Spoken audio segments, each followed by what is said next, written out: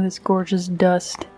I'm working on a video, as futile as it feels, and we'll probably take a nap because yesterday I got my second vaccination, so I am complete, but the second one kind of hit me like a brick. It's almost like 4 p.m. though, so I'm feeling better. 4 p.m. is like my afternoon slump, so I'm probably just gonna use it for napping.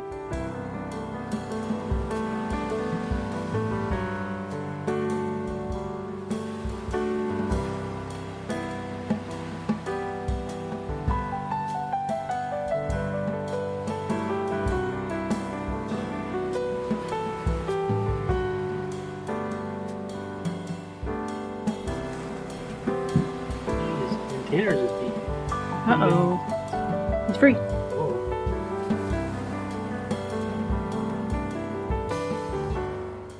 I did this like art journal page yesterday and filmed it, edited it, and I'm just uploading it now for Patreon. And so that's going to be kind of like a much slower version of YouTube videos, so you can see what I'm doing, how I'm making choices and stuff.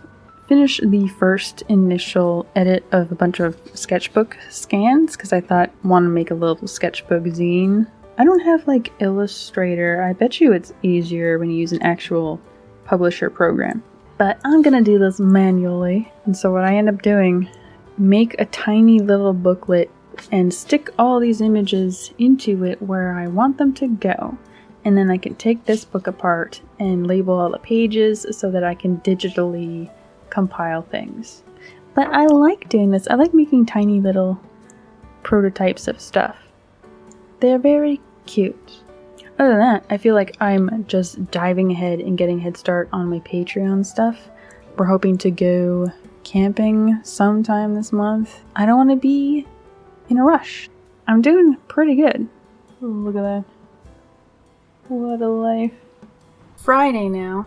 One thing I think I've decided though is I think I'm going to abandon my YouTube schedule, which was art video every Thursday, and it was like there was an unofficial vlog every Tuesday thing that I was doing. There's just like so many things that I like to do, and I don't want to just like make stuff just to have a video out. Even though that's very motivating, but at the same time, like, sometimes things just aren't done on time. Sometimes things aren't done to standards, you know, and they say you should be consistent in your schedule, but I've been doing that for a decade, and that hasn't really, like, done anything for me. The Arts Council sends out newsletter, and when you open the newsletter, there's lots of cool stuff in it, but also, boom! There is a upcoming juried exhibition, train related. So I'm starting out with a, what is this called? The Velocipede. And so I printed out a little tiny thing, copies of my little sketchbook zine, and I cut them out and I made this little booklet and started pasting them in. And so at some point when I have a minute, I'm going to go in here and make tiny little like notes. Like, where am I going to write about? Like, maybe there will be a little space down here where I can talk about where I've been getting my hand refs or something. Hand ref inspo paragraph here or something. I do want to incorporate some words and writing into zines because I'm less excited by art zines that are purely just art. I do like it when they have a bit of a backstory or just something, some kind of thing. And since these were all black and white sketches for the most part, I'm going to be keeping this grayscale, but if I ever printed this on something, I could just print it on cream paper or colored paper of some kind to get that nice cream sketchbook look, which I want desperately. I will probably do a digital version as long as I'm still using Etsy. It's convenient there.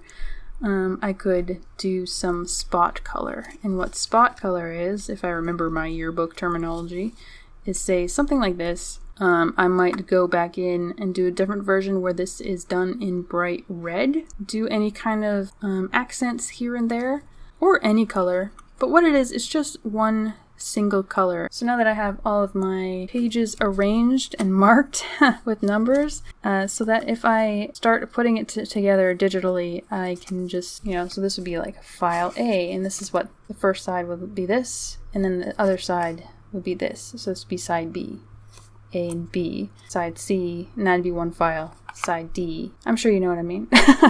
And if you don't, you probably don't really care. But in case anybody wants to just know how I do that without having a confused breakdown, because if I try to do this in my head, I think I would just, I'm sure that there is a much easier way to do this using an Illustrator program, but I do not have. Let me know what you think about this little thing.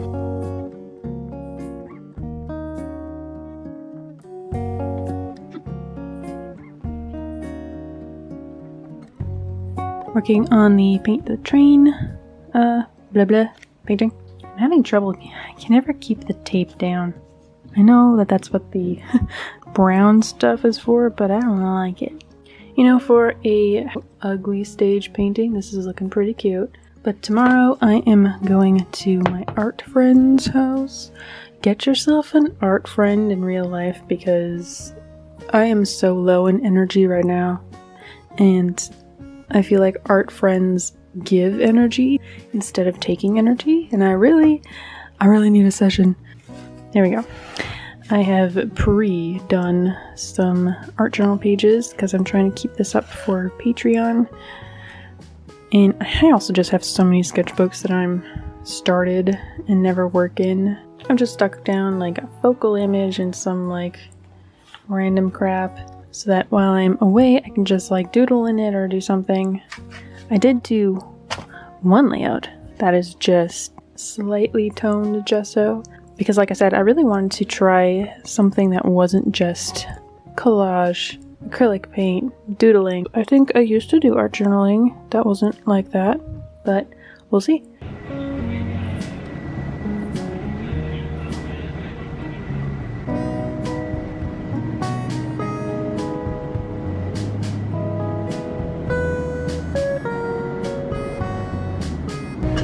Stirred my coffee with a paintbrush.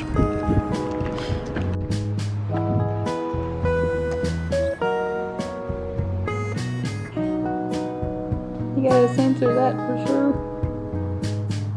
It's so jiggly.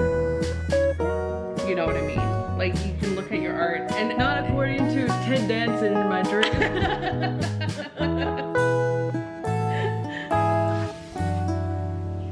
She must be just someone We're all just someone. doing art. I like this. Shade down.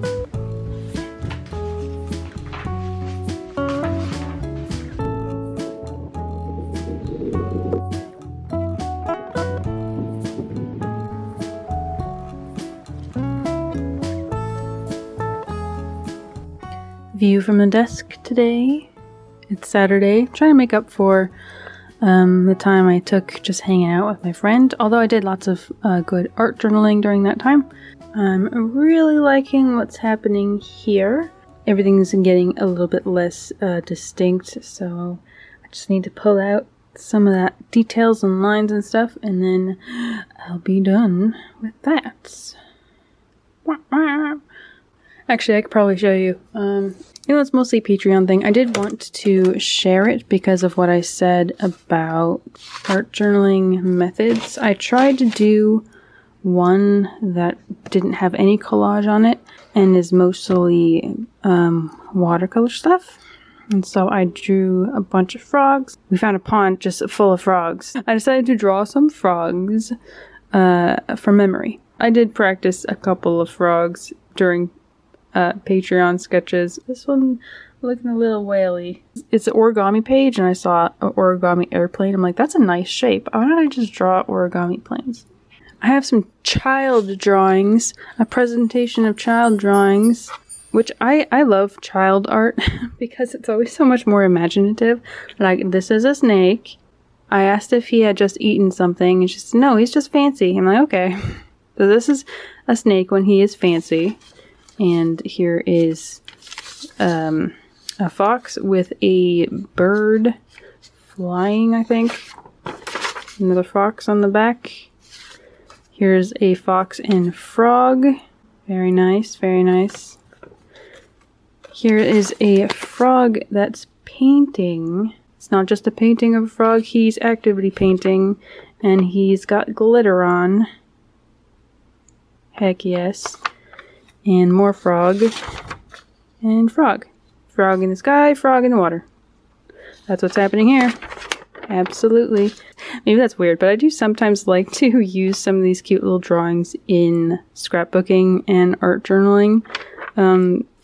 Because why not, right? They're very cute and plentiful. And such interesting, like, lines.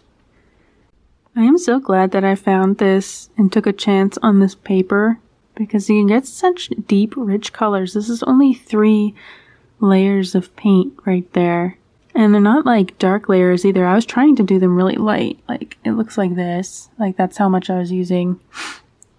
And this is the effect that I got. I was thinking about all the times I've ever been like super frustrated.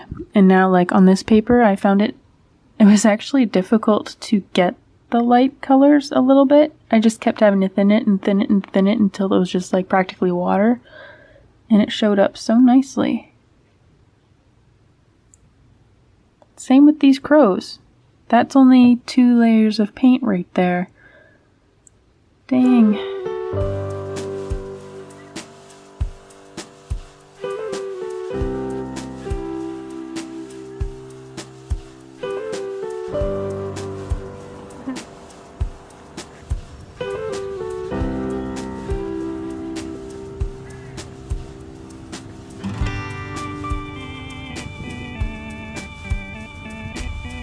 Huge dandelion. Oh my goodness. Gigantic.